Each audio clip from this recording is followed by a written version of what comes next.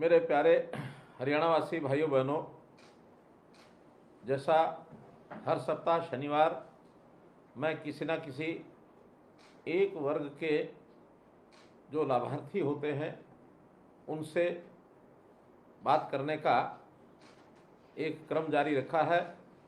उसी क्रम में आज मैं ऐसे बंधुओं से बात कर रहा हूं जिनके जीवन का एक सपना अपना घर बनाना था और वो अपने सपने को साकार कर चुके हैं।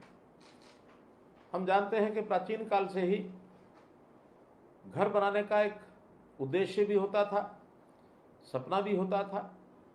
हर व्यक्ति अपनी क्षमता के हिसाब से उसका पूर्ण करता था।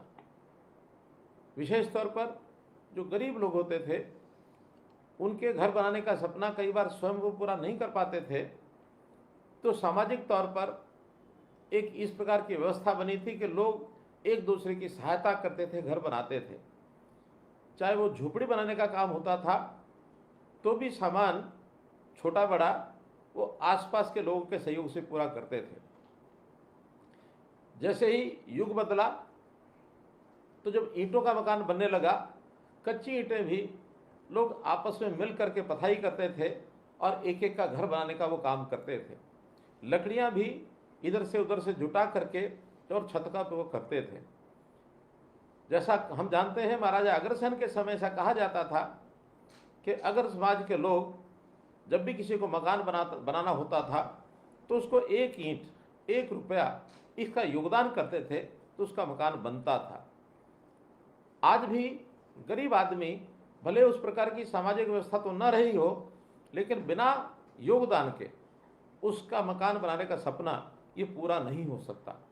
इस विषय को लेकर के सरकार आगे आई और मुझे याद है प्रधानमंत्री नरेंद्र मोदी जी ने 2015 में प्रधानमंत्री आवास योजना शहरी, प्रधानमंत्री आवास योजना ग्रामीण, ये 2 योजनाएं शुरू की और उसके अंतर्गत लोगों का जो सपना होता था उसका पूरा करने के लिए और एक न केवल ये सपना बल्कि संकल्प लेकर के हम आगे बढ़े हैं ताकि ऐसे परिवार जिनके सिर पर घर छत नहीं है उसको एक छत दी जाए। और उस योजना के अंतर्गत जैसा हम जानते हैं कि जो शहरी मकान है उसमें 2.5 लाख रुपए की सहायता ये दी जाती है। जिसका अपना प्लॉट होता है उसको ये सहायता मिलती है। 1.5 लाख रुपया केंद्र सरकार का होता है, 1 लाख रुपया प्रदेश सरकार उसमें देती है। 3 किस्तों में जब प्लिंथ तक उसकी जो नींव भरी जाती है उस समय 1 किस्त मिलती है और इसी प्रकार से दूसरी किस्त जब छत तक मकान पहुंच जाता है तो दूसरी किस्त मिलती है। छत डलने के बाद ये तीसरी किस्त मिलती है। हमारे शहरी मकानों का जो टारगेट 67,649 मकानों का हरियाणा का था, उसमें से 14,939 मकान ये बनाए जा चुके हैं। 15,356 मकान अभी निर्माणाधीन हैं। शेष मकानों को भी बहुत जल्दी पूरा करके और लोगों को दिया जाएगा। इस सारे पर हमने 522 करोड़ रुपया ये खर्च किया है। इसी प्रकार से ग्रामीण क्षेत्र की भी ऐसी योजना थी जिसके अंदर कुल 1,38,000 रुपये का लाभ उनको पहुंचाया जाता है। इसकी योजना में भी 29,440 मकानों के निर्माणों की जो स्वीकृति मिली थी, सभी मकान बन करके और हमने उनको लोगों को अलॉट कर दिए हैं। 3 किस्तें इसमें भी उसी प्रकार से दी जाती थी और 1,38,000 रुपया उनको ये मिलता था। और जब मकान व्यक्ति का बनता है, मैं आभास करता हूँ कि जब भी हमने किसी को मकान बना करके चाबियाँ उसके हाथ में पकड़ाई हैं तो व्यक्ति अपने जीवन का एक संतोष वो व्यक्त करता है कि मैं अपने परिवार के लिए, अपने बच्चों के लिए एक ऐसा आश्रय स्थल बना के दिया है कि आने वाली पीढ़ी भी इसका उपयोग करेगी, तो उससे उसका एक उत्साह भी बढ़ता है। समाज में व्यक्ति, अपने मकान वाला व्यक्ति एक बहुत ही आत्मविश्वास के साथ जीता है।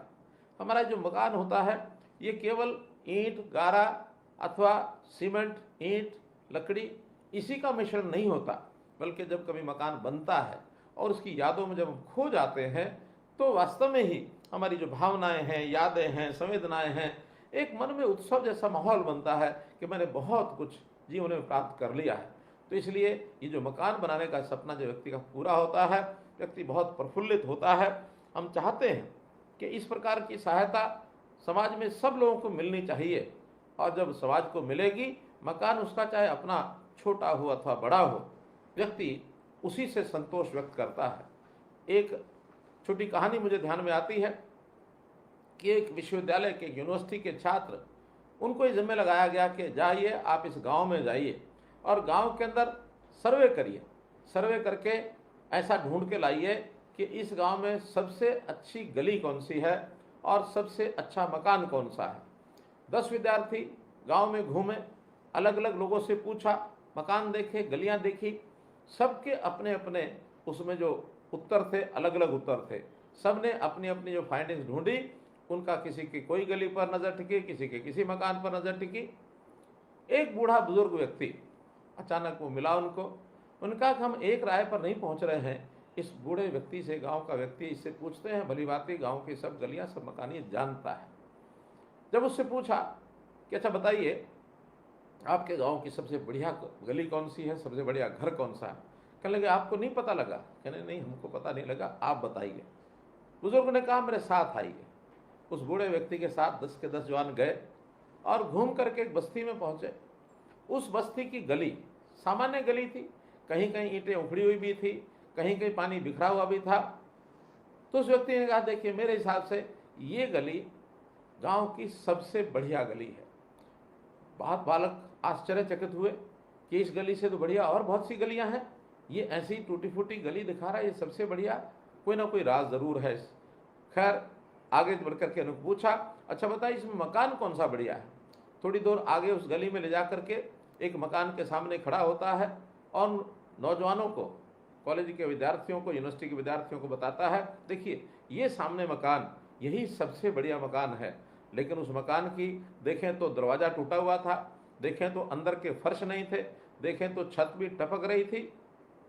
तो उस बुजुर्ग से पूछा ऐसा कैसा कह सकते हैं कि गांव की ये सबसे बढ़िया गली है और ये सबसे बढ़िया मकान है? कहने लगे कारण आपको पता नहीं होगा, मैं इसका कारण बताता हूँ।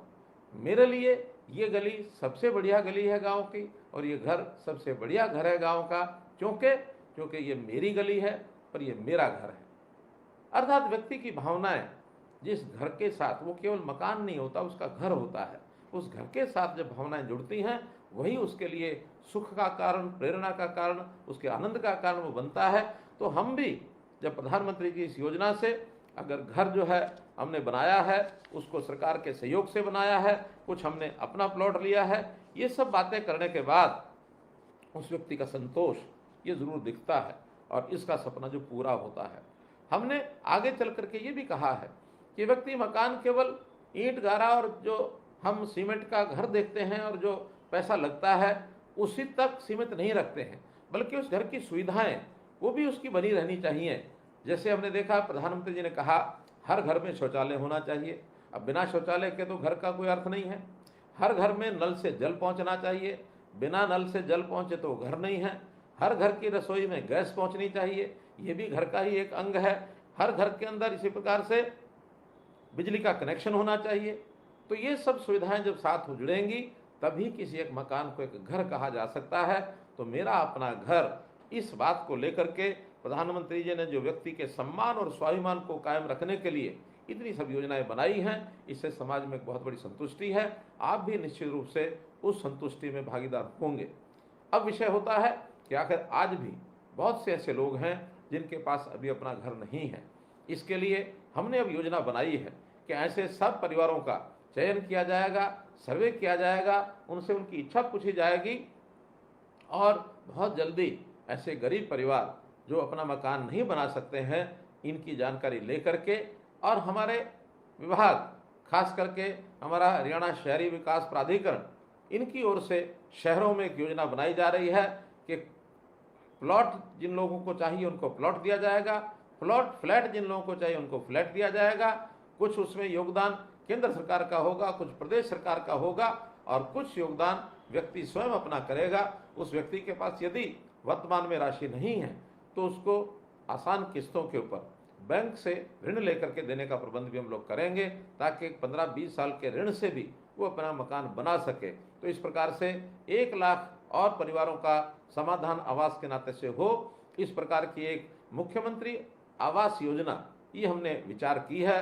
बहुत जल्दी आपके सामने वो योजना आएगी और इसके बाद मैं समझता हूँ कि ऐसे परिवारों का जिनको घर की आवश्यकता थी उनका स्वप्न पूरा करके उनकी मदद करेंगे और आप लोग ऐसी व्यवस्था बना करके अपने परिवार को सुखी करेंगे। साथ में लगता है अपने निकट या अपना कोई मित्र, अपना रिश्तेदार, उसकी भी आवश्यकता पूर्ति करने के लिए यदि उसको हम प्रेरणा दे सकें, उसको भी इन योजनाओं का लाभ उठाने के लिए हम रास्ता दिखा सकें, तो एक बहुत बड़ा काम आप भी करेंगे।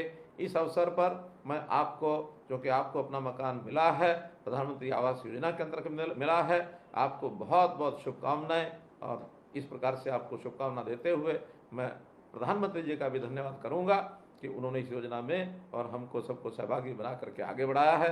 बहुत बहुत धन्यवाद।